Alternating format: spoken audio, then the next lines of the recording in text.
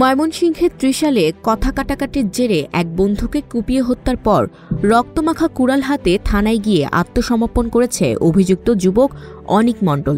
বৃহস্পতিবার সন্ধ্যায় ত্রিশাল সরকারি নজরুল একাডেমির মাঠে এই ঘটনা ঘটে। পুলিশ ও স্থানীয় সূত্র জানায়, ফাহিম ও অনিকের মধ্যে কথা কাটাকাটি এক পর্যায়ে অনিক ক্ষিপ্ত হয়ে চাইনিজ কুড়াল দিয়ে ফাহিমকে আঘাত করে। এতে ফাহিম গুরুতর আহত হলে ঘটনাস্থলেই তার মৃত্যু হয়। পরে অনিক নিজেই হত্যার ব্যবহৃত রক্তমাখা কুড়াল নিয়ে থানায় হাজির হয়ে আত্মসমর্পণ করে। অভিযুক্ত অনিক ত্রিশাল পৌরসভার ৪ নম্বর ওয়ার্ডের বাসিন্দা। ঘটনার পর তাকে পুলিশ হেফাজতে নেওয়া হয়েছে। হত্যাকাণ্ডের খবর ছড়িয়ে পড়লে এলাকায় নেমে আসে শোকের ছায়া। ত্রিশাল থানার পরিদর্শক মোস্তফা রুবেল জানান, মরদেহ উদ্ধার করে থানায় আনা হয়েছে।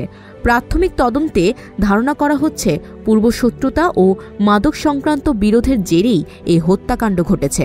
বিস্তারিত তদন্ত চলছে।